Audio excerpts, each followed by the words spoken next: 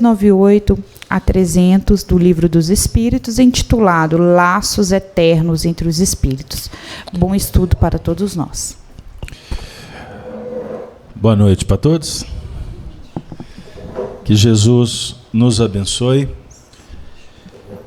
Nós damos boas-vindas para quem está vindo à casa pela primeira vez. A casa de Kardec e a senhora Amélie. Nós damos também as boas-vindas para os nossos amigos que, nesse momento, estabelecem uma conexão com a rede Amigo Espírita, esse portal bendito que hoje está atingindo o número de 280 mil inscritos. Convidamos vocês para se inscreverem nesse canal, é gratuito. Compartilhem os vídeos, dê um joinha, um like, porque isso favorece o trabalho. Nós também convidamos vocês para conhecer o nosso canal do YouTube, Gênese, onde temos iniciado um trabalho singelo, mas um canal por onde nós estamos veiculando alguns trabalhos antigos que estão nos nossos arquivos e vídeos menores que temos produzidos na atualidade. Pois bem, e abraçamos ainda aos amigos da Rádio Brasil Espírita de Maceió, que favorecem uma audiência bem expressiva, já numa parceria de 8 anos, que a Rádio Brasil está comemorando esse ano. Pois bem, nós trabalhamos às quintas-feiras com o estudo do Livro dos Espíritos, que é a obra básica da doutrina, livro que foi editado em 18 de abril de 1857 por Allan Kardec. Estamos, na verdade, trabalhando na segunda parte, no capítulo 6º da obra, que é intitulado, esse capítulo, Vida Espiritual, no tópico Relações de Além-Túmulo. Relações, como que se dá pós o túmulo. Pois bem, a realidade que nos aguarda, ou a realidade de onde viemos. Porque a vida não se limita ao berço e ao túmulo. Então sejam todos bem-vindos e que os bons espíritos possam nos inspirar no estudo da noite. Então, vamos retomar. Hoje a questão é 298, que nós vamos fazer a leitura daqui a pouco, mas vamos apenas relembrar que na última semana nós tratamos a questão 297, por último, quando esta questão define sobre a continuidade das relações pós-túmulo. As nossas relações na Terra, depois da desencarnação, elas se estendem no mundo espiritual. Pode sentar aqui, ó. Aqui na frente é mais barato. Seja bem-vindo. Seu pai está jóia? Manda um abraço para ele, para nós. Pois bem, a nossa reunião favorece que tenhamos uma relação intimista também. Isso é muito bom. Pois bem, voltando. Então, é para nós, sem dúvida, extremamente consolador podermos vislumbrar a continuidade das relações pós-túmulo. Porque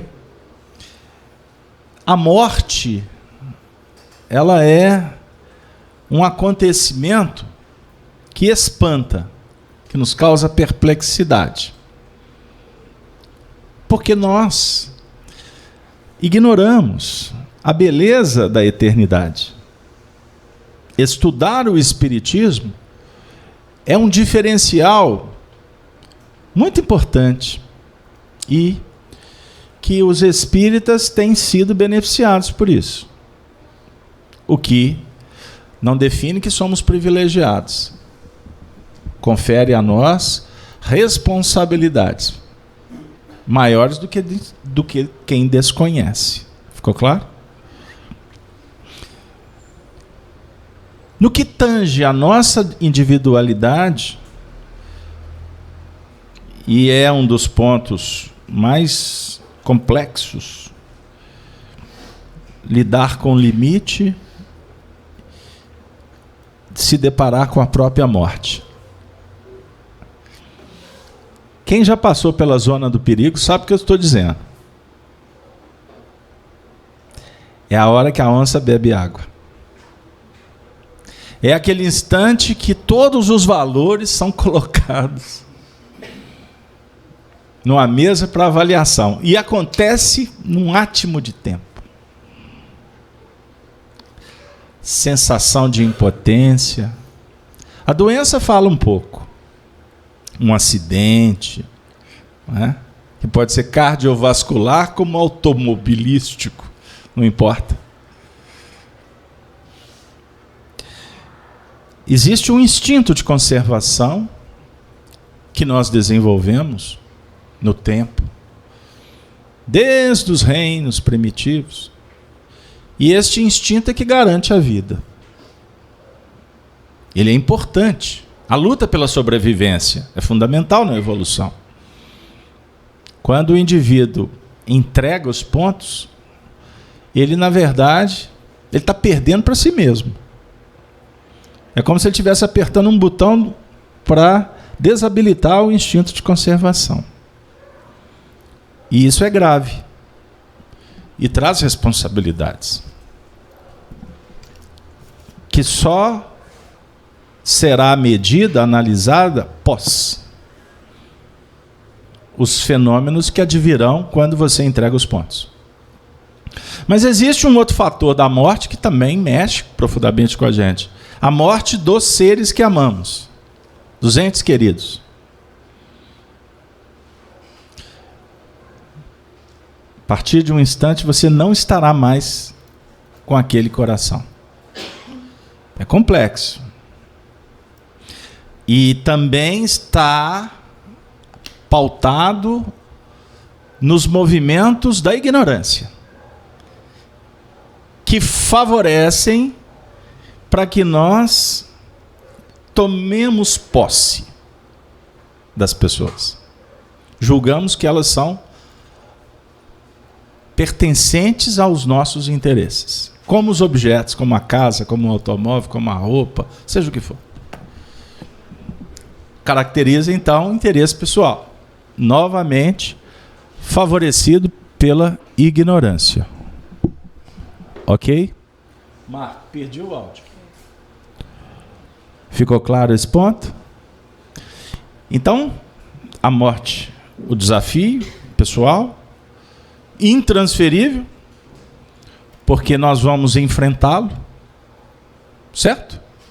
Nós vamos estabelecer uma relação muito direta, que pode ser em breve, como pode demorar um pouco. Mas numa visão espiritual é rápido. Querem que eu prove que é rápido? Lembra quando você tinha 15 anos de idade? Foi ontem. Independente se você tem 80, 70, 50, 40, 15 ou 16, foi ontem. É só uma questão de olhar para o retrovisor. Nós não estamos aqui para pautar nossa vida olhando pelo retrovisor. Vocês já observaram que o para-brisa de um carro é muito maior do que o retrovisor? Significa que nós temos que olhar para frente. Mas o que está ficando para trás, de vez em quando é necessário que a gente observe para que o nosso carro não seja ultrapassado, ou para que um caminhão não passe por cima, numa descida. Não tem umas histórias assim? E esse caminhão é o egoísmo. São as paixões. É o orgulho. Nós temos que tomar conta. Olha que interessante. Mas de vez em quando você tem que... Você olha para o futuro, que está adiante, mas você tem que trabalhar dentro do carro, passando marcha, dirigindo. É o presente. Então lá adiante está a morte.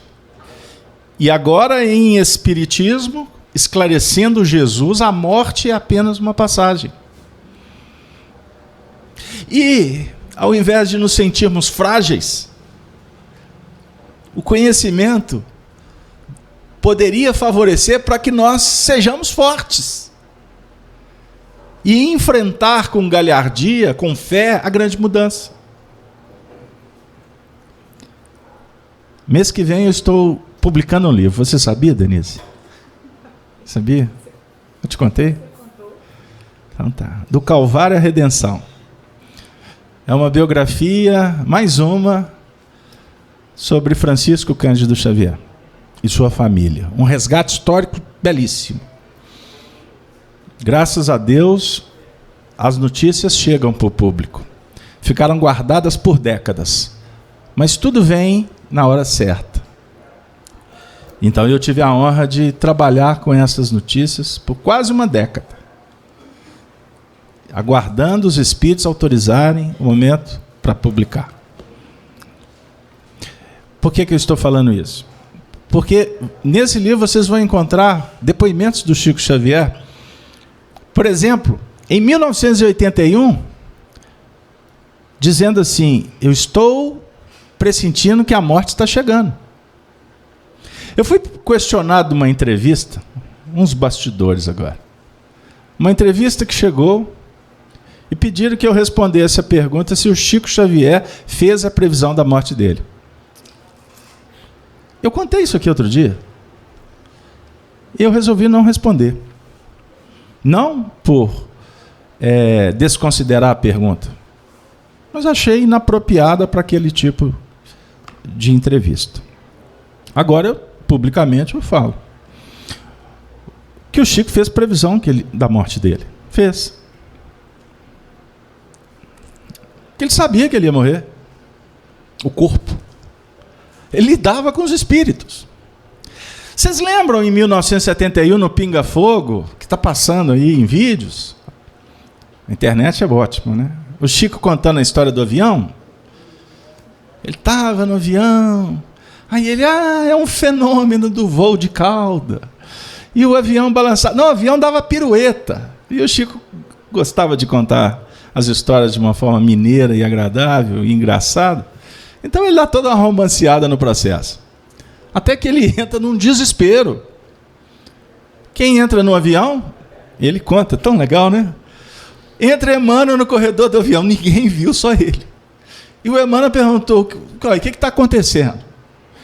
Aí o Chico perguntou para ele se eles estavam ali no avião correndo perigo de morte.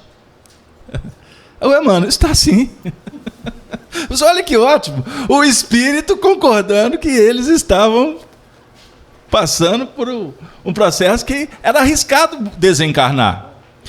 E o Chico, ele está contando uma história em 1971. Ele começou o mandato mediúnico dele em 1931. Em 1927, ele, voltando 3 anos, ele já se comunicava. Em 1915, a mãe desencarnou.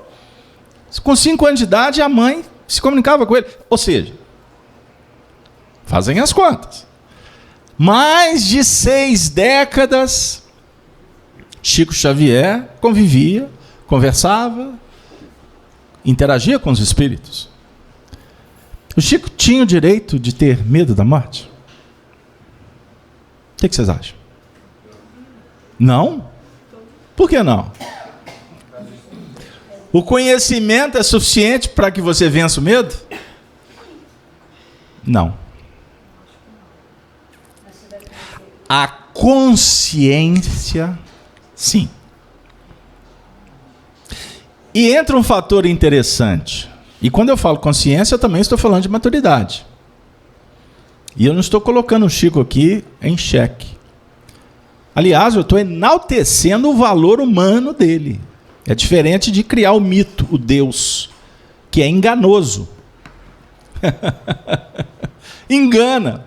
E dá ibope, Vânia, sabe por quê? Quanto mais eu afirmar que o Chico é um sobrenatural ser, mais valoriza a minha fala. Porque sou eu que estou falando. E quando eu digo que fui amigo dele, aí que eu viro popstar. Então eu crio poder. Eu favoreço o sobrenatural. Mas ele não tinha uma mediunidade especial? Tinha, em função do trabalho dele. Mas ele tinha medo. Ele tinha suas fragilidades. E durante muito tempo a gente vem falando disso e as pessoas tremem no templo e o templo balança as estruturas. Porque o nosso discurso é um pouco diferente de outros. E agora eu tenho o prazer de publicar ele falando que ele tinha medo, que ele tinha fragilidade. Não tem nada de anormal. É só uma questão de entender. Por que você está falando isso tudo, Casalberto? Até agora você não falou lá das questões. É porque nós estamos introduzindo uma reflexão que a fragilidade nossa ainda é patente. Porque somos espíritos imperfeitos. Nós somos da terceira classe de 3. Então nós estamos na última. Eu não vou dizer última. Nós estamos na primeira classe. E temos espíritos benevolentes que estão na segunda classe, que são os nossos mentores espirituais, que têm mais maturidade, mas que ainda sofrem, ainda têm limites. E não tem problema nenhum a gente reconhecer isso. Aliás, é virtuoso. É favorável que você reconheça os seus limites, para que você vença-os. Se você não compreende-o, se você não percebe estes limites, você vai ter dificuldades. Porque eles mesmos vão trazer rupturas, impedimentos, para que você veja um pouco à frente. Deu aí? Aí o Chico, você não falou se ele previu a morte, ele previu. Aí tem uma carta que na década de 80 ele está dizendo assim: minha desencarnação está chegando. Ai, meu Deus. Aí se vocês... Isso é no livro que eu estou publicando. Em 1946, numa carta que ele endereça ao presidente da Federação Espírita Brasileira, e isso está registrado no livro Testemunhos de Chico Xavier, da Sueli Caldas Schuber, publicado pela FEB, o Chico fala para o Vantuil de Freitas assim: eu não sei quando vai chegar a passagem. A passagem vai chegar carimbada para mim ir para o mundo espiritual. Vantuil, vamos orar. 1946. Ele já estava fazendo a previsão da morte dele. Que ano que Chico desencarnou, querida? Você lembrou porque o Brasil foi campeão, né?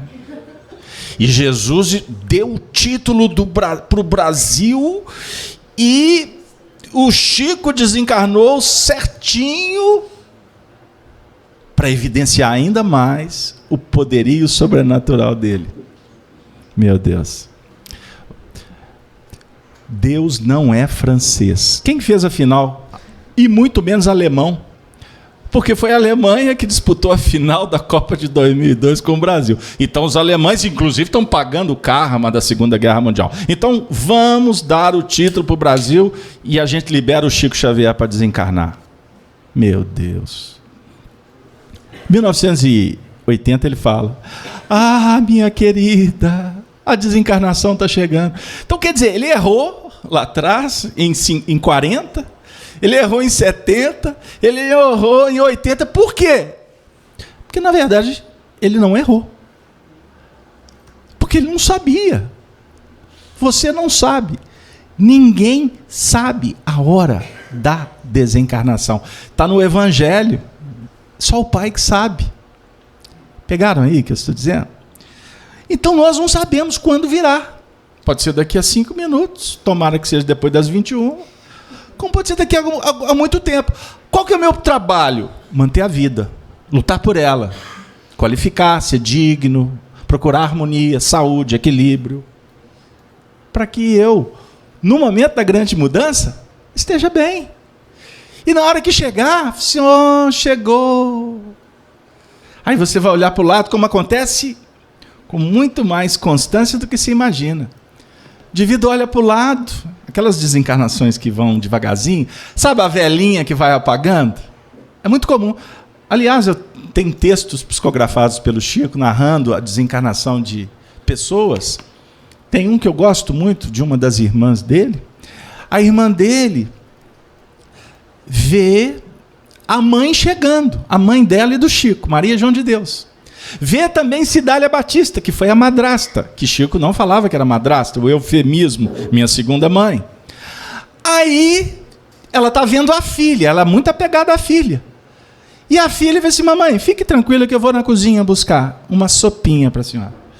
Aí sai a filha, e na hora que a filha sai, ela vê ela saindo pela porta.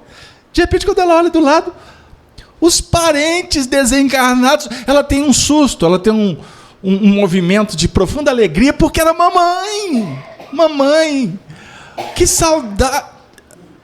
Mamãe, o que a senhora veio fazer aqui? Aí ela vê a madrasta, em dupla.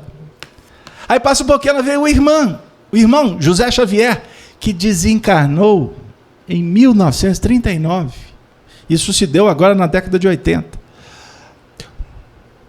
O cortejo todo. Ela doente, a ficha caiu. E, obviamente, que os laços já extremamente tênues, ela começa a se sentir em desdobramento, e aí ela se lembra da filha, que foi buscar o alimento na cozinha. A ligação espiritual entre ela e a filha era alguma coisa assim, extremamente intensa.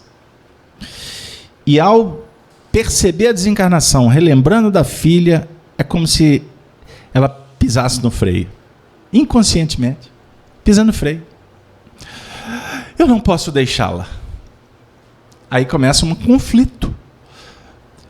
Os espíritos auxiliando para que a desencarnação se desse de uma maneira mais tranquila possível, e o espírito, o desencarnante, resistindo, lutando para não.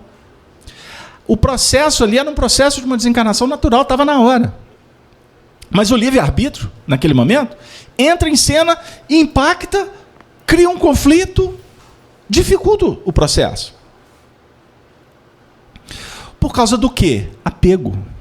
Então, aquela que estava partindo, apegada à filha que ficava.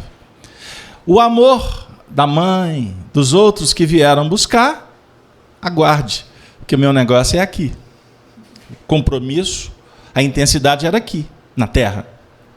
Então aqui, observem bem, sem nenhuma programação, já estou encaixando aqui uma terceira situação.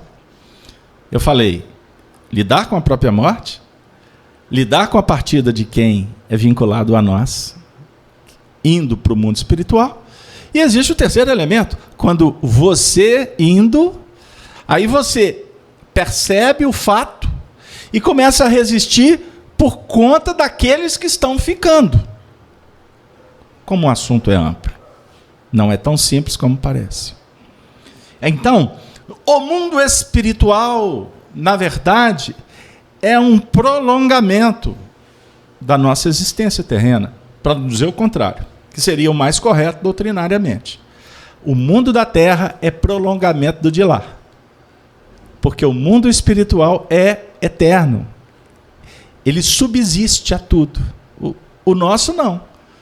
Se tiver um problema cósmico e a Terra sair do eixo, haverá uma morte instantânea da vida, no seu sentido, da Terra. Todos os reinos. O que vai acontecer depois? Vamos para o mundo espiritual. Agora, lá no mundo espiritual não há nenhum abalo que vai desautorizar as suas estruturas. Porque é atemporal e a matéria, os espíritos estão em outras faixas. Certinho? Raquel, você acha que eu devo falar do Livro dos Espíritos? Melhor, né? Tá bom também? Ser educada. Vamos fazer a leitura da questão de hoje? E vocês terão o privilégio de ouvir agora a voz adocicada de Denise Simin. Leia para nós, querida, a questão 298. As almas que devem unir-se estão predestinadas a essa união desde a sua origem, e cada um de nós tem, em alguma parte do universo, a sua metade a que fatalmente se unirá um dia? Explica a pergunta. Aqui, só a pergunta. Aqui está falando sobre a união das almas e que de quando a alma foi criada, em algum momento do universo, se essas almas se encontrarão um dia. É isso que está dizendo. Então Kardec responde: não.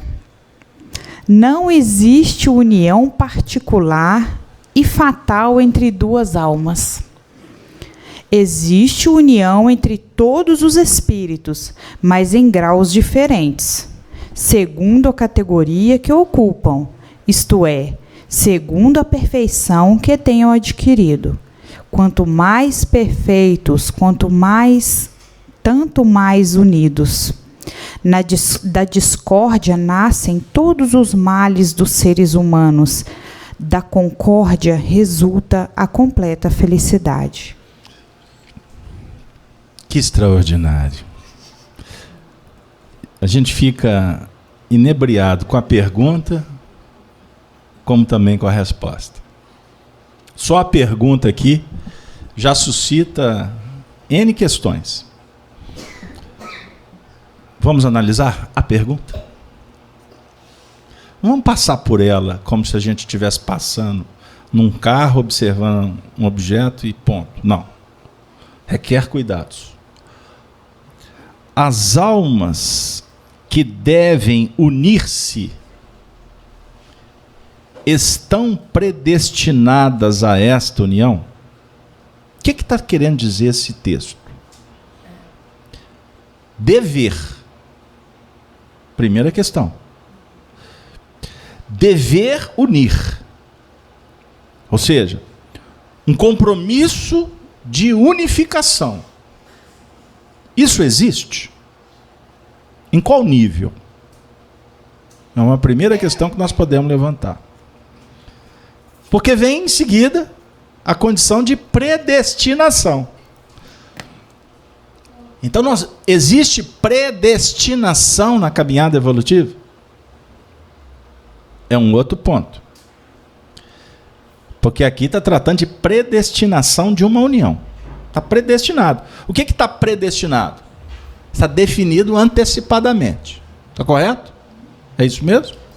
Estou entendendo a questão certa? Me ajudem. E agora vem uma vírgula, e entre vírgulas abre um aspecto que envolve pontos doutrinários fundamentais. Desde a sua origem, quer dizer, desde a origem do espírito, existe uma predestinação, e no caso, desde o início, o espírito é predestinado a unir-se a outro espírito.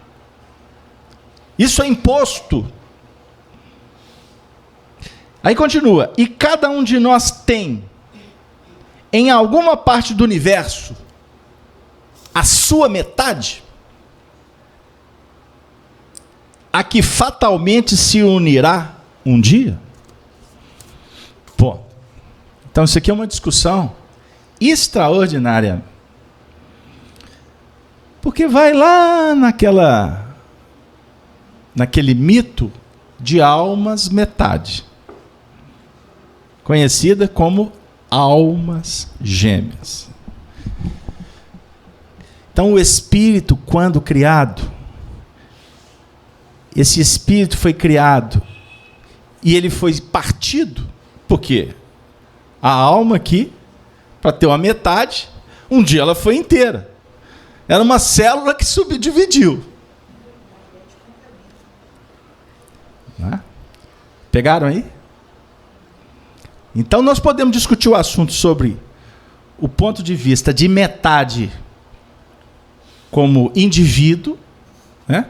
Como individualidade, como também pode-se abrir a discussão sobre metade como complemento, no seu sentido de interação. Então é importante pensar. Aí os espíritos respondem assim: não. não existe união particular e fatal entre duas almas. Aí ele vai abrir a questão. Existe união entre todos os espíritos. Opa, então peraí. Então, não existe, você não tem uma cara metade. Não desista.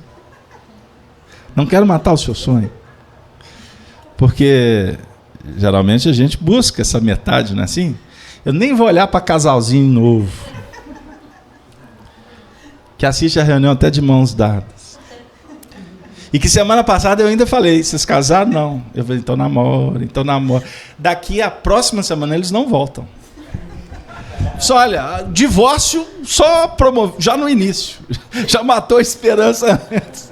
Esse casal Alberto é umbralino. Que sou, mas, contudo, todavia, porém, nada obstante, vamos refletir. Essa questão de buscar metade é uma utopia. Porque não existe metade. Você não tem uma metade. Agora, os espíritos respondem de uma forma tão interessante, porque eles falam assim, não existe união particular e fatal. Quer dizer, fatal é o que não tem jeito. Não existe isto na nossa trajetória evolutiva. Tem que. Assim será e não discuta.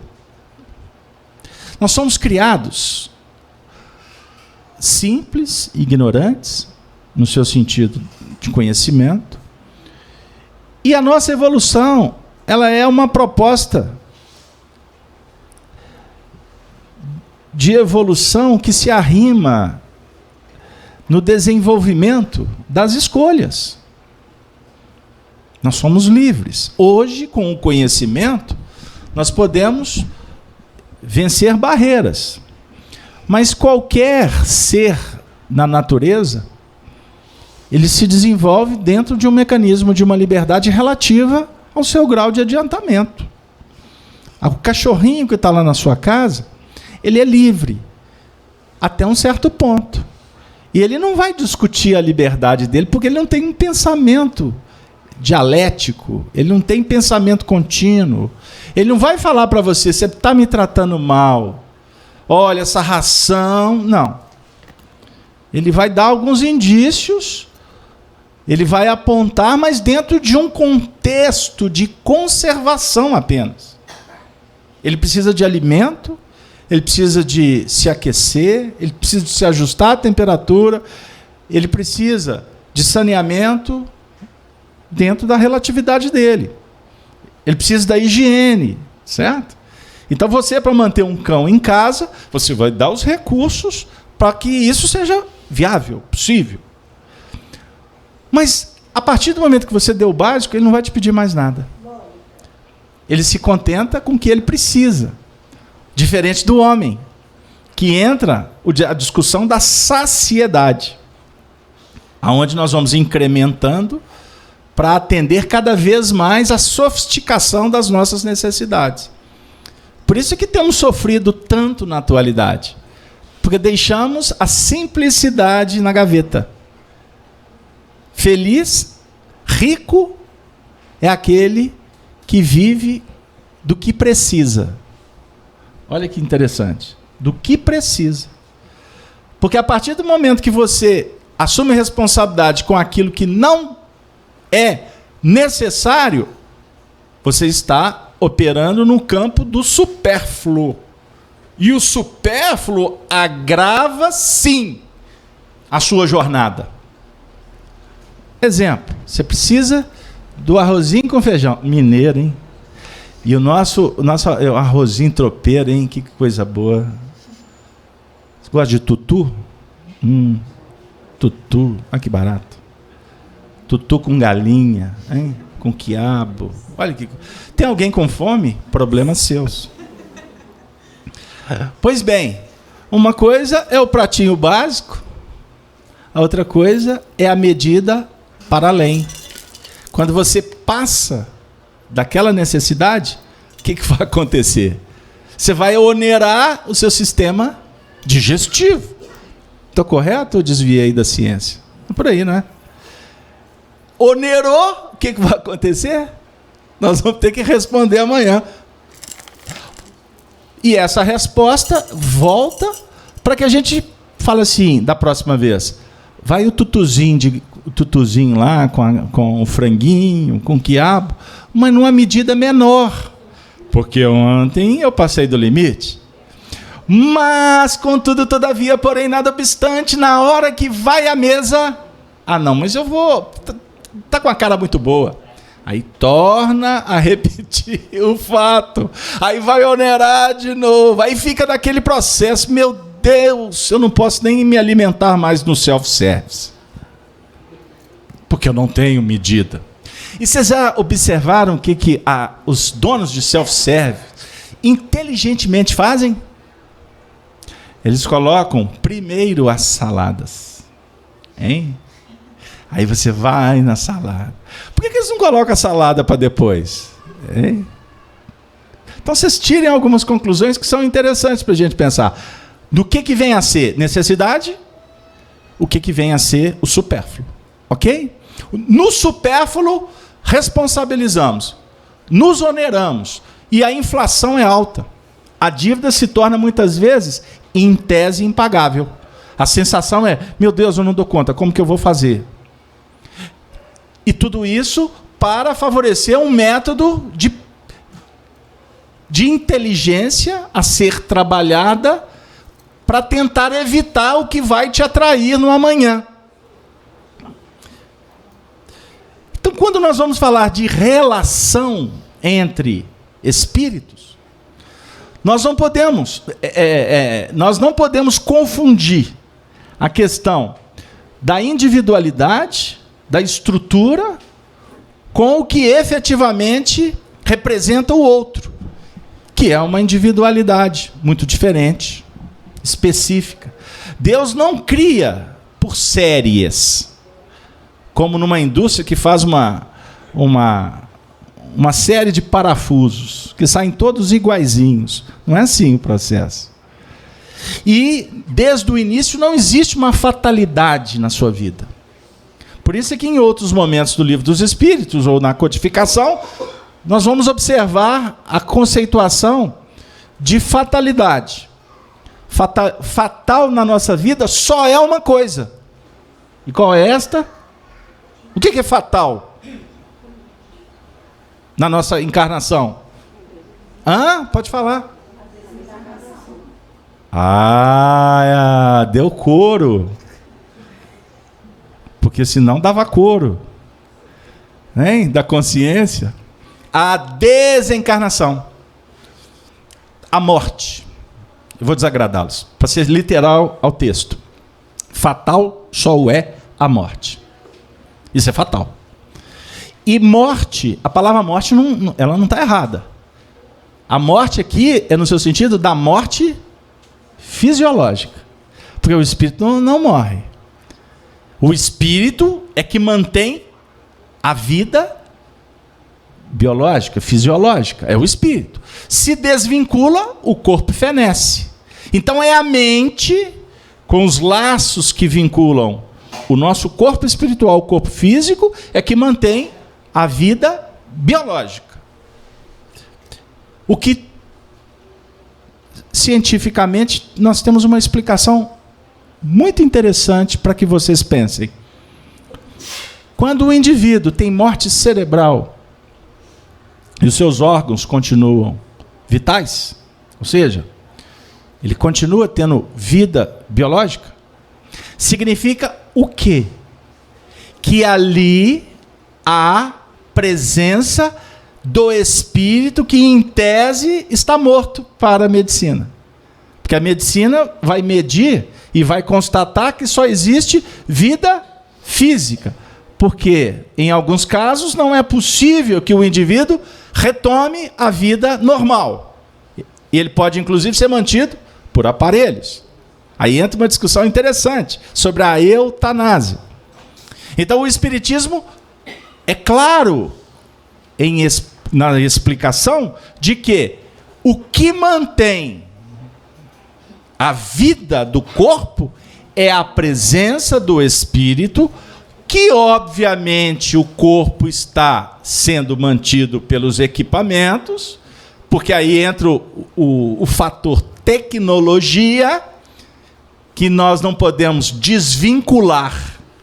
Mas quando unificamos o fator espiritual e a presença tecnológica para manter o corpo, diz para nós, por consequência de um raciocínio lógico, que o espírito está ali por necessidade evolutiva.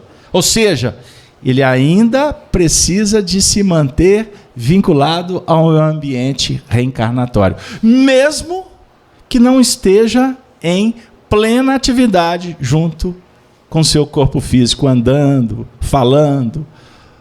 Mas ele, em faixas mais sutis, em desdobramento, muitas vezes, ou na maioria das vezes, mas vinculado ao corpo físico.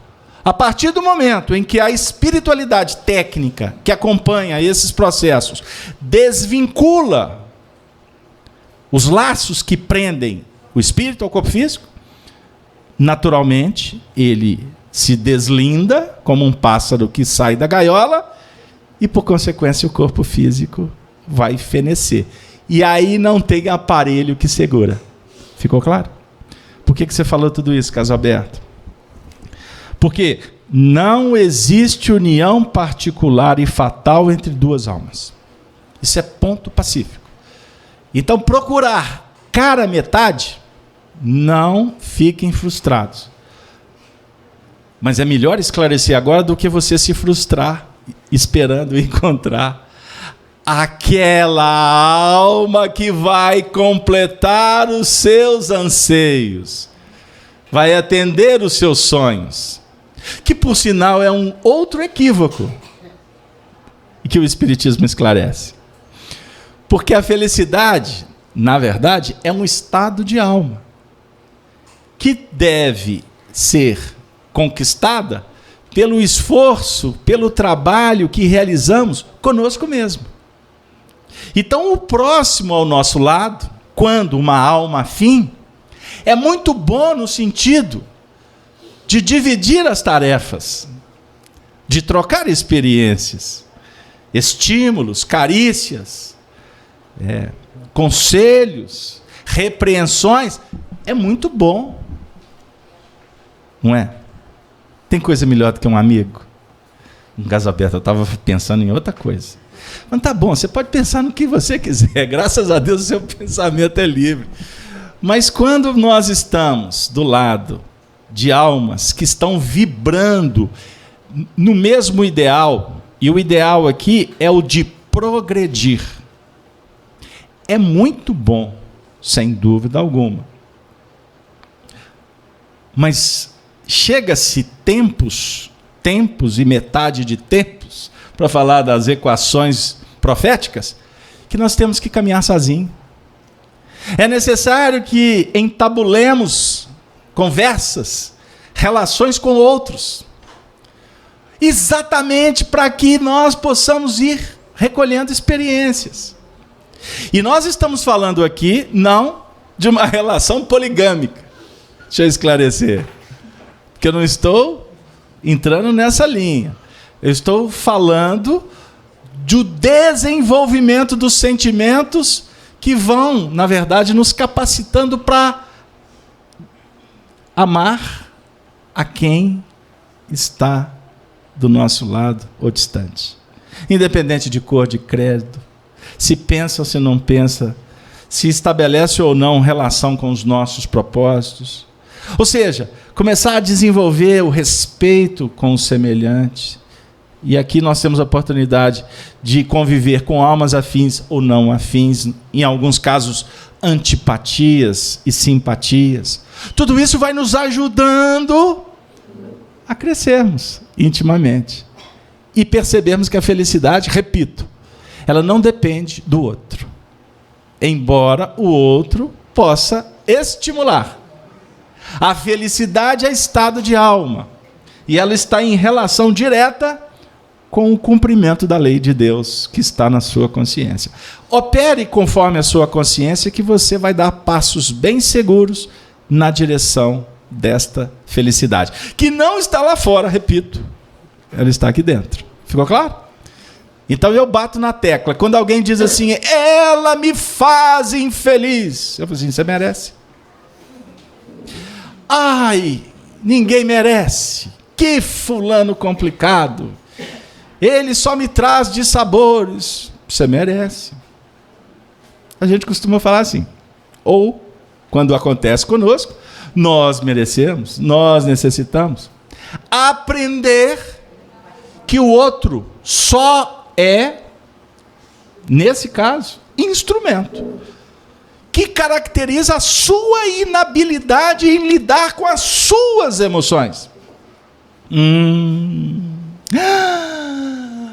Ela é tão negativa, ela me põe para baixo, porque você gosta. Nossa, mas Beltrano só fala mal dos outros. Nossa, que papo cansativo. A culpa é sua. Porque aqui eu vou brincar com você dizendo que numa relação, num diálogo, existem duas palavras que precisam de ser consideradas. Vou falar como informática.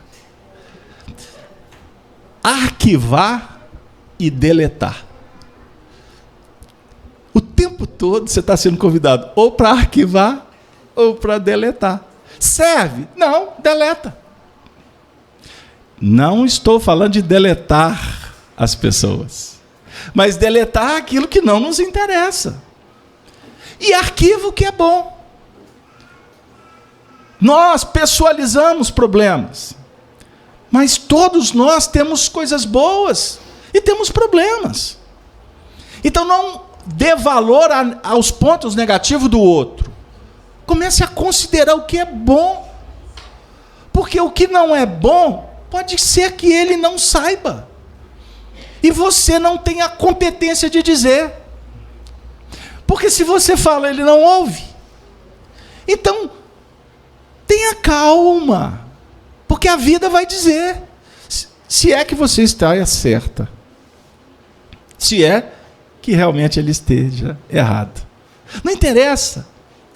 Ele te perguntou? Não. O que você vai fazer? Ela marcou uma reunião com você para você apontar todos os defeitos? Não. Então que ousadia, que presunção sair querendo consertar o outro.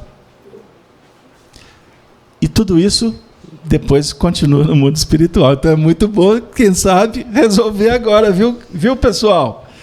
Então, para a gente concluir, existe união entre todos os espíritos. Todos. A sua família de hoje não significa será amanhã. Aproveita enquanto você a tem. Se você, repita, é feliz ou não, a questão é sua. Ah, mas tem uns adversários que são gratuitos, tem cruzes que são pesadas. É porque nós precisamos. Comece a compreender e analisar as tuas emoções, as tuas reações. Porque quando a gente começa a qualificar a nossa maneira de pensar e de agir, o que antes era um problema passa a ser oportunidade. Antes, nossa, eu tinha uma antipatia dela, hoje eu compreendo. Já aconteceu isso com vocês? Como é diferente? Quando os espíritos voltam do além-túmulo para falar conosco, que passou uma vida inteira brigando por bobagem. Chegou no mundo espiritual e falou assim, meu Deus, eu brigava. O fazendeiro queria, a terra dele vinha até aqui. Aí, de noite, ele mandava o capataz, os empregados, puxar a cerca um pouquinho para lá. Né? Aí, passava um tempo, o dono da outra fazenda, só puxaram a cerca. Volta a cerca para cá. Aí, empurra a cerca para lá, empurra a cerca para cá.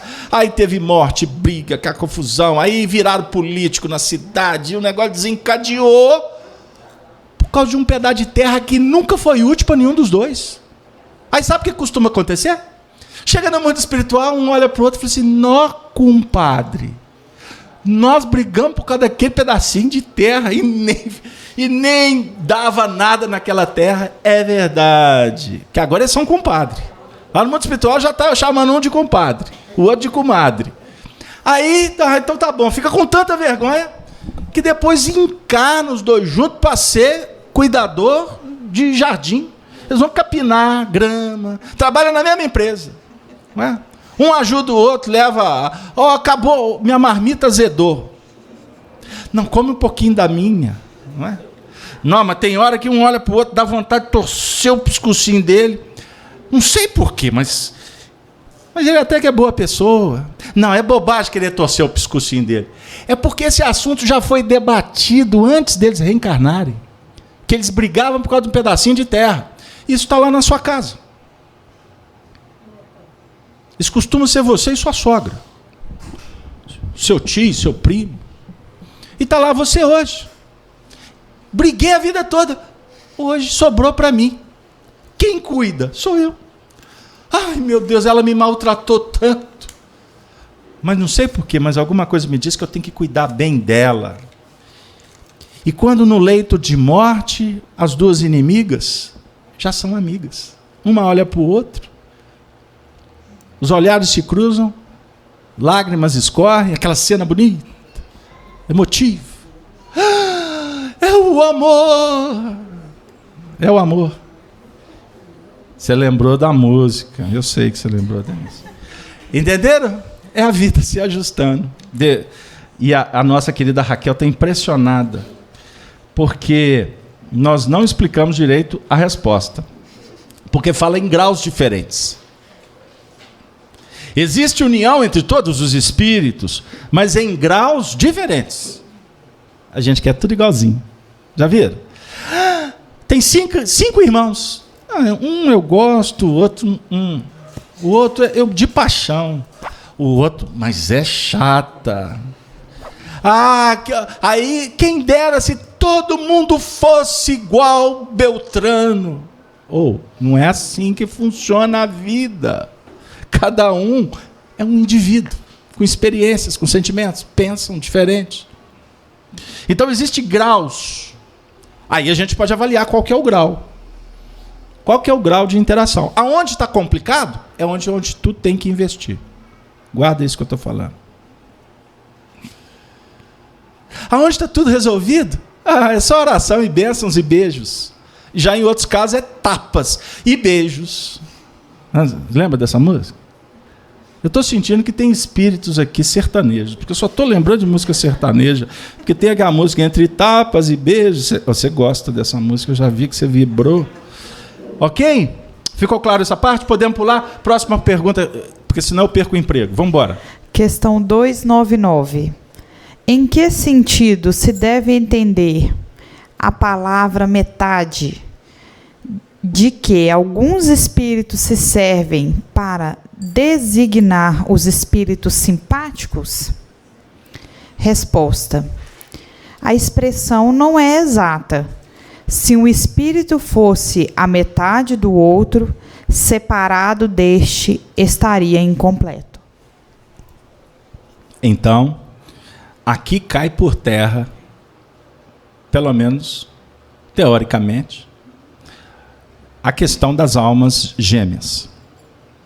E esse assunto do movimento espírita é fogueira acesa. Porque existe uma turma que é chamada Kardeciana Futebol Clube. É Kardec e acabou. Não tem mais nada do que Kardec. Outros são Kardec e também outras obras, outros autores. E existem outros que Kardec de jeito nenhum. Né? Eles são todos espíritas. Porque Kardec diz para nós, define, que todo aquele que crê na existência dos espíritos e da imortalidade da alma, portanto, são espíritas. Existem espíritas de todos os níveis, então, de todos os graus. Certo? Uma coisa é fato, que o espírita que tem em Kardec a sua base de orientação, ele está seguro e autorizado a acessar uma fonte límpida. Porque da água lustral do Espiritismo com Kardec, nós podemos desenvolver N aspectos do nosso processo evolutivo. Entre ler um livro bom se você não tem tempo e lê Kardec, leia Kardec. Se você tiver tempo, leia Kardec e leia o livro bom também. Porque ultimamente a gente diz que não tem tempo, não é? Agora, se você tem muito tempo, você lê Kardec, lê o livro bom e lê os xaropinhos também. Porque tem xaropinho para todo gosto. Tem romance aí com capas maravilhosas. Compram. É melhor do que Big Brother ou novela da Poderosa. Porque tem até umas novelas boas agora nas outras redes, contando histórias bíblicas. Extraordinárias as novelas.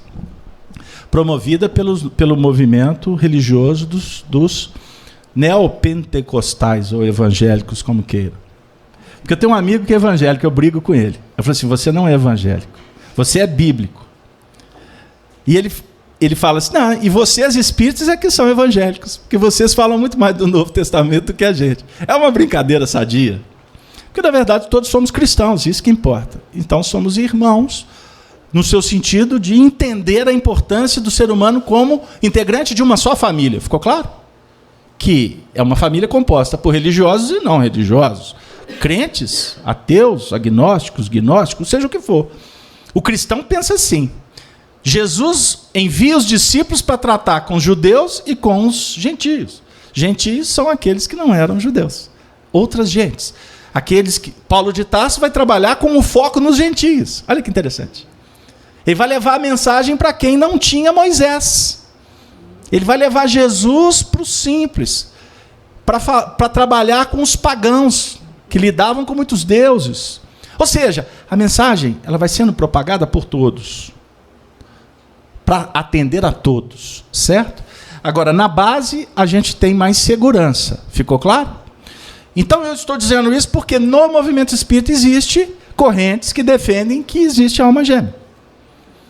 Pautada em alguns conceitos que são recortados de textos e de obras para fundamentar teorias que são antidoutrinárias. Querem um exemplo? Emmanuel, o benfeitor, que antes era do Chico Xavier. E hoje a gente diz que o Emmanuel é benfeitor do Brasil. Não é? É benfeitor do movimento espírita no mundo inteiro, com uma obra extraordinária. O Emmanuel, por exemplo, no livro O Consolador, ele toca no assunto que nós temos a nossa alma gêmea. Ele tem uma citação no livro Há 2000 anos, muito interessante, em que ele se refere a aquela personagem. Quem já leu o livro vai se recordar. Quem não leu, leiam. Uma obra extraordinária. Chama Há 2000 anos. Vocês vão encontrar um texto em que Emmanuel retrata que dois personagens eram almas gêmeas, Flávia Lentulus e Plínio Severus. Isso aconteceu num momento muito interessante, porque na trama do livro há uma personagem romana que era apaixonada com esse personagem que eu citei, Plínio Severus. E ela tinha em Flávia, aquela que era a noiva do Plínio, como adversária, como inimiga. Porque ela queria o homem, ela queria atender os seus anseios. E não se discute qual é o interesse do outro. E no caso dele, o propósito era dele estabelecer uma relação com Flávia. Eles estavam numa relação de união muito interessante para aquele momento. Então essa mulher vai e procura uma médium, ou médium. Destes que são médiums, mas que não têm moral e que usam dos recursos, inclusive, para prejudicar pessoas. É possível? É. Principalmente se o indivíduo está com a guarda baixa. Então, sabe aquelas histórias de mexer com os pauzinhos, da mandigazinha, sabe do feitiço, de colocar o nome na boca do sapo? Meu Deus, isso é complicado. O outro está rindo lá dentro, né? Amarrar o retrato, corta o cabelo e leva para... Isso existe? Existe. Funciona? Funciona. Vocês acham que a gente faz aqui na FEAC? Eu tenho certeza que vocês sabem que não fazemos. Porque a nossa mexida aqui na FEAC é outra, é com o Evangelho. É promover o bem. Mas existem pessoas que se dão a isso. É óbvio que quem lida com essas forças são escravos delas.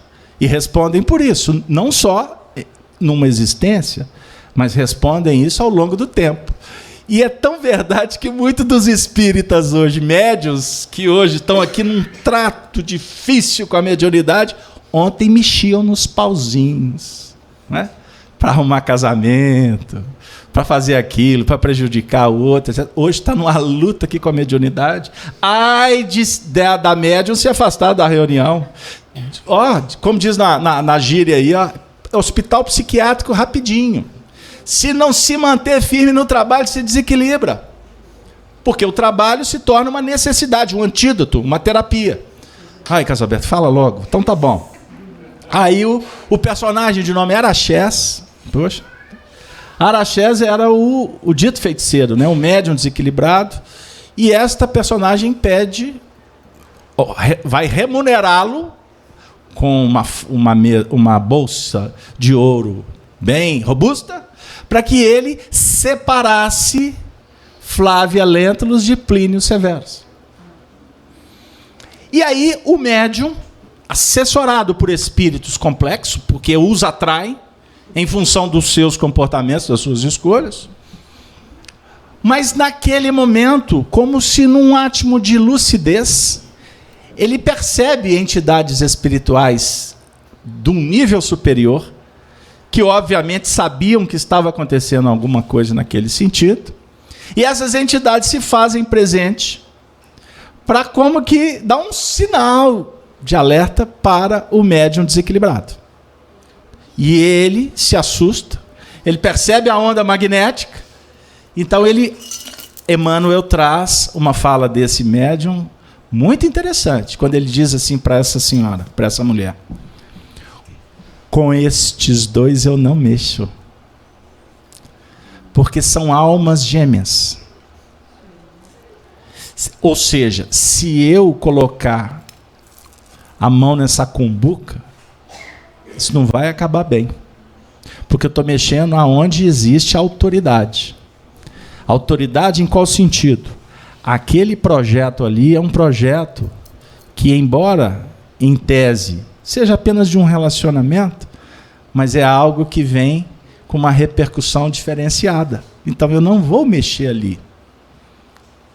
Obviamente que um espírito, um médium e os espíritos que o assessoram, naquele contexto, não tem o mínimo entendimento da gravidade. Mas como que eles percebem? É a onda magnética do amor e da moral. Então, quando nós falamos sobre proteção espiritual, subentende-se que proteção espiritual ela depende apenas dos espíritos que protegem o indivíduo. E não é só isso.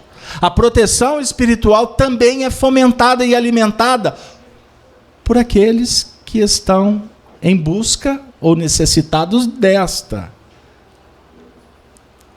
possibilidade. Fiz-me claro?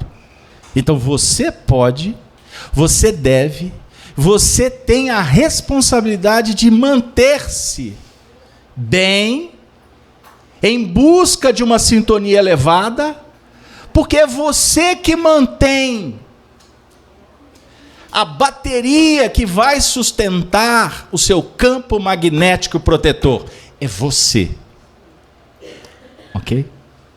Através dos seus pensamentos, dos teus sentimentos. Porque não adianta nada, Eduardo, uma entidade de alta envergadura assumir um projeto de nos proteger, de nos dar condições para trabalhar, se nós aqui na Terra assinamos um termo que não queremos.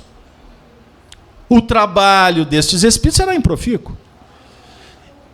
Mas no caso da alma gêmea, ou das almas gêmeas, Plínio Severus e Flávia Lentulus, Flávia, que era filha do senador Públio Lentulus Cornélio, na afirmativa de Chico Xavier para Arnaldo Rocha, Flávia Lentulus foi uma das encarnações pregressas de Chico, e é uma história belíssima esta, porque Flávia tinha hanseníase, e Chico dizia para Arnaldo que quando ele teve a oportunidade de viver esse período na memória, por causa da escrita do romance, ele sofria as dores da Flávia, porque estava nos seus arquivos mnemônicos espirituais. Ele sentia o corpo queimando. Ele sentia o cheiro das pústulas, das feridas daquela menina novinha que tinha lepra e que foi atendida terapeuticamente por Jesus, que atua de uma forma ainda desconhecida para nós, não no movimento milagroso, mas como um homem dotado da mais pura e ampla consciência que pisou nesse planeta, que com a sua vontade ele poderia atuar nas células troncos, ele podia fazer alteração na estrutura básica do ser para promover uma revitalização, uma recomposição da saúde. Ok?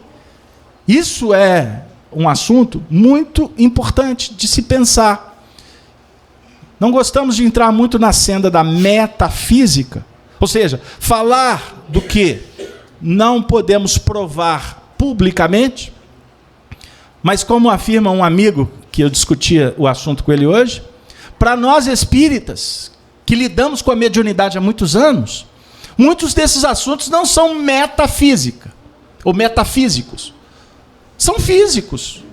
Para esclarecer, física é a ciência que vai provar, que vai mensurar, que vai constatar os fatos, certo? A partir de medição, a partir de energia, a partir de tecnologia.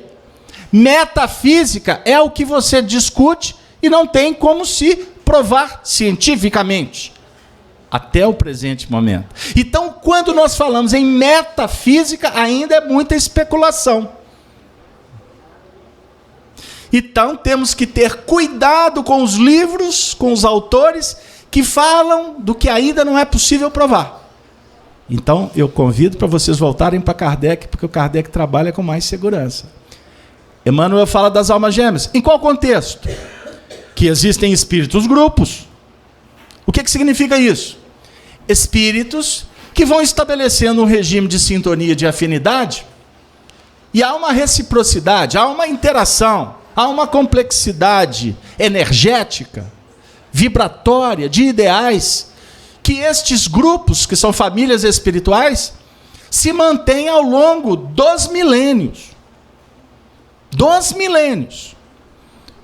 E Allan Kardec fala desse assunto no Evangelho segundo o Espiritismo, quando ele se refere no texto, dizendo assim, que há parentela corporal e há parentela espiritual.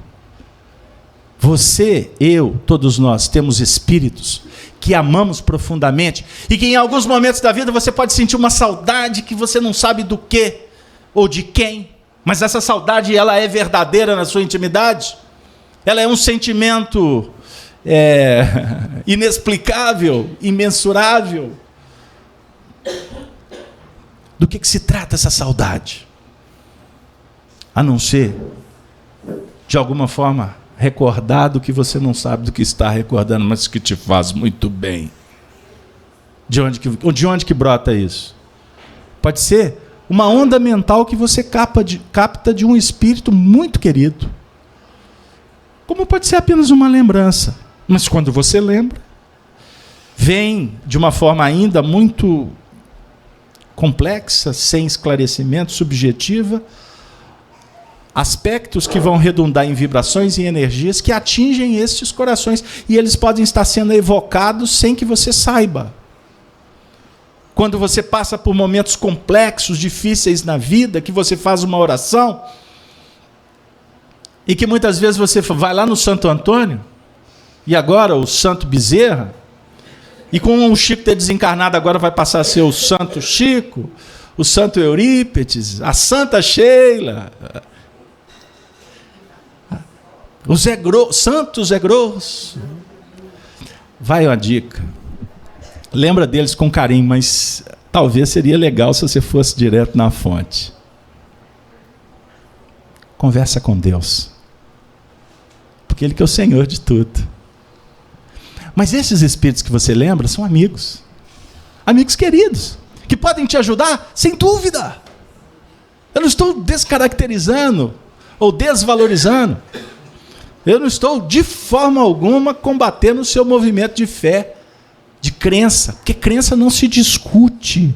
A crença tem a ver com o seu grau de entendimento, de maturidade. Ponto, acabou. Tem gente que crê no diabo. Olha que beleza. Ele crê.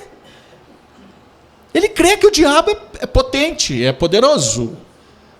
Creia no diabo. Um dia você vai ver que esse diabinho não é tão diabinho assim. Porque você está pedindo para esse diabo fazer o mal, de repente, daqui a pouco ele te prega uma peça. Porque não há mal que perdure. Até aqueles espíritos que entabulam situações diversas, complexas, divergentes, são espíritos que estão a caminho da descoberta e amanhã eles vão mudar. Eles vão se reposicionar. Então é muito bom pensar que existem seres que amamos e que estão em algum lugar nas estrelas, simbolicamente dizendo que em alguma parte existe alguém que te ama profundamente e que está vibrando por você. E é muito mais gostoso pensar que não é só um, que existe uma família. E se, por exemplo, você está ficando triste porque a família de cá está diminuindo, está mudando, a vida não é mais como era antigamente, saiba que tudo tem prazo de validade, que tudo é um processo, e processo tem princípio, meio e fim. Você nunca vai conseguir resgatar o que foi antes. Aquela maneira de agir, de sentir, de viver, não, acabou. Agora são outros tempos. Agora não pense que esse tempo é pior do que o outro. Porque, na verdade, você que está fazendo desse tempo atual pior do que o outro. Nós que vamos atingindo a melhor idade, né, da velhice, graças a Deus, ficamos assim, tempo bom é quando tinha Quedes, Quixote, tomava crush, hein? Lembra disso? Aí passam os vídeos no WhatsApp, propaganda da Coca-Cola, lembra antigamente? Como é que era o mundo? Hein? Notícias, jornal Esso. Repórter Esso. Nossa, uma antiguidade. A gente fica assim, mas como era bom o mundo. O mundo é bom. Depende do seu ponto de vista. Carlos Alberto, mas tudo era muito mais gostoso. Porque você estava num outro estágio. Não, Carlos Alberto, socialmente a vida era mais tranquila. Não tinha isso, não tinha essas coisas todas. É porque naquela época nós não estávamos preparados para enfrentá-las. Hoje estamos. Ou seja, o tempo hoje é o tempo da maturidade. E, portanto, o tempo da responsabilidade. A definir, então, que os tempos atuais são melhores do que os tempos de ontem. Porque hoje você tem muito mais elementos, conhecimento, informações para enfrentar o que antes você não podia. Quer fazer uma receita de bolo? Não precisa mais de procurar o caderno ou ir lá do outro lado da rua para pedir a Dona Mitz a receita. Daqui a 2 segundos você digitou no Santo Google, eternizado, canonizado pela nossa Santa Igreja da Ciência. Ele te informa, mas ele também está te dizendo o que você precisa de trabalhar na sua intimidade. Psicologicamente, espiritualmente, socialmente, o tempo todo. Então significa que Deus nos concede a oportunidade de nos libertarmos. Então não vamos ficar presos nas cadeias, nas teorias. Emmanuel fala das almas gêmeas como almas que se comprometem, apoiadas no amor. Aí a gente pode falar da alma gêmea. É o projeto do amor, então é um projeto sagrado. Agora ficou claro que não são almas metade. E que essas almas que hoje se alimentam pelos ideais, pelos propósitos de evoluir, são espíritos que estão compreendendo que o amor ele não pode ficar circunscrito a 2, a 3, a 4, a grupos. O amor universal. Olha que barato. Então, quando você estiver num sacolão, fez a sua compra, observar que tem um homem parado lá na porta, naquela condição de um pedinte, Ao invés de fugir, ao invés de ficar pensando o que você pode dar da sobra, já parou para pensar como poderia ser diferente? De você parar a sua vida e ir lá e bater um papo com ele. Quem sabe ele não vai te pedir um mole de alface, um pouquinho de cebolinha para ele pôr na sopa dele, ou um tiquinzinho lá de macarrão. Quem sabe ele não vai te pedir nada disso. Ele pode se sentir reconfortado só de você olhar para ele e dizer: e aí, meu irmão, bom dia. Tudo bem contigo? E quem sabe, pode até ser que você tenha uma intuição ali de dar a ele algum elemento, algum recurso. Mas quando estiver dando, não se limite à dádiva material. Olhe nos olhos dele. E procure observar como você olha para o seu filho, para o seu cão, que você tem tanta estima. E eu falei o cão, não no sentido de definir hierarquias espirituais, mas observar com a sua sensibilidade o outro como um irmão. Isto significa cristianismo, não religião, que muitas vezes distancia, impede, culpa, amedronta. Estas propostas, estas religiões estão perdendo espaço. E o que está ganhando corpo é a ciência. E a ciência do bem viver é aquela que nos liberta. Então, meus queridos amigos, os espíritos, uma vez reunidos, espíritos unidos entre si, vão atingindo o grau de perfeição, é a questão 300, eu não vou ler a pergunta. Nas esferas inferiores, desde que um espírito se eleva, já não tem a mesma simpatia pelos que deixou. A definir o quê? Que à medida em que nós vamos nos elevando, o nível de simpatia, de interação também vai mudando. No sentido de escolher melhor. Não estou me referindo de pessoas, mas do subproduto, da essência, do que alguns estão atualmente produzindo. O que significa isso? Você vai tendo informações, você vai tendo conhecimento, você começa a estabelecer um nível de prioridades para que você evolua. Então não dá para ficar alimentando do subproduto daquilo que não te atende mais. Então muda o seu foco e busca beber em outras fontes. Nem sempre a gente vai conseguir. Não se deve abandonar o núcleo das responsabilidades, mas fazer a escolha da melhor parte é um dos princípios que o Evangelho aponta. Vocês se lembram da passagem de Jesus com Marta e Maria? Quando Jesus vai visitá-las, Marta foi cuidar da casa, os afazeres da casa. Estava recebendo Jesus. Tinha que oferecer para ele, não é? Aqui em Minas, um pão de queijo, um cafezinho, café com leite, né? Oferecer uma quitandazinha, broa de fubá, hein? Olha que beleza. Nós já estamos no café, porque vocês já comeram frango com quiabo na janta. Então, aí a gente, agora vem cá, Jesus, a mesa está posta. Jesus não responde. E ela então vai saber o que está acontecendo. Quando chega lá na sala, está lá. Quem? Raimundo Nonato, não. Quem estava lá? Maria. Tem um crítico aí que soltou um vídeo falando que tem espíritos e espíritas por aí, igual o Rolando Lero. Eu falei assim, está falando para mim. Amado mestre. Mas a gente gosta de apontar. Embora isso cause intriga ou incômodos. Mas o Rolando Lero não era Jesus, sou eu. Então deixa eu completar. Estava Jesus com Maria. E Marta fica indignada. Por quê? As duas irmãs, A Maria foi bater papo com Jesus. Ela estava ajoelhada, bebendo, cuidando da fonte. Então ela fala para Jesus: Jesus! Aí Jesus fala para ela: Marta, acalma-te. Maria escolheu a melhor parte.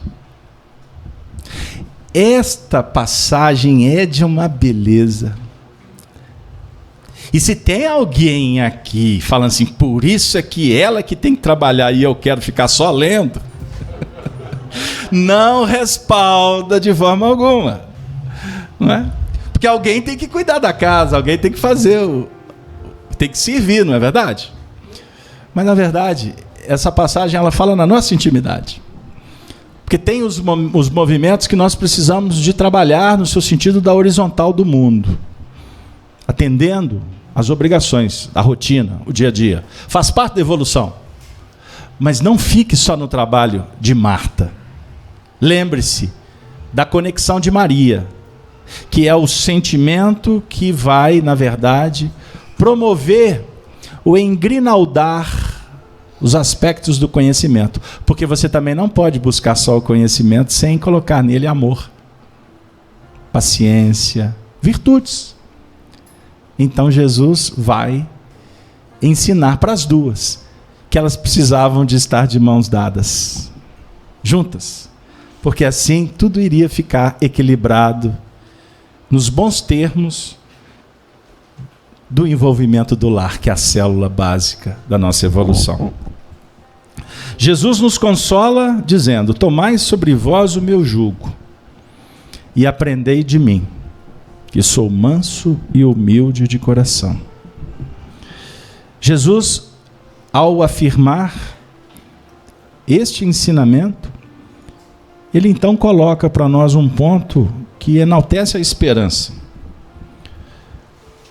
Quando fala que quando conhecemos e quando procuramos sentir conforme o conhecimento autoriza, o nosso jugo se faz leve.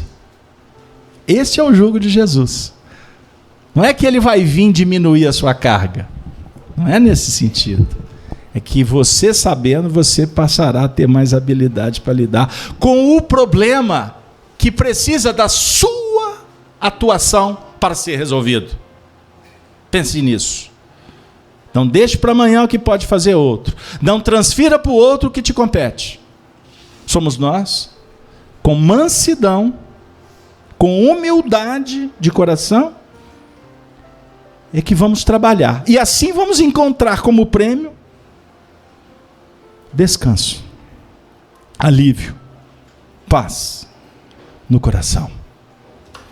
Nestas vibrações de profundo sentimento de gratidão, nós agradecemos a presença de todos, aos amigos do chat, da internet, aos benfeitores espirituais que mais uma vez respaldaram o nosso singelo e despretensioso trabalho.